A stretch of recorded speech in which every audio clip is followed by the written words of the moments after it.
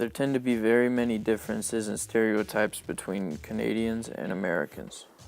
Canadians tend to be very polite and apologetic when necessary.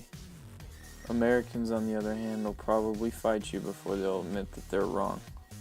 Americans are represented by one of the most intimidating birds on the planet, the bald eagle. Canadians, on the other hand, are represented by a funky-looking chicken called a goose.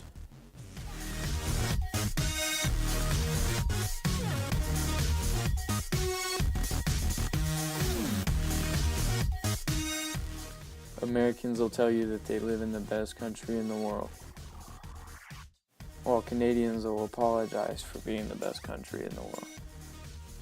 Canadians lead a very active lifestyle, including running after wild game that damage their property, while Americans will lead a relaxed life and struggle to stay in shape.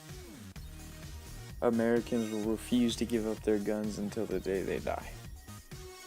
Canadians aren't as stubborn as Americans and would rather have fun. Canadians are a lot like Americans when it comes to sports. Their sport is hockey. Americans also have an awful temper when you talk smack about their favorite football team. Although America has a much higher crime rate, our street gangs tend to look very similar.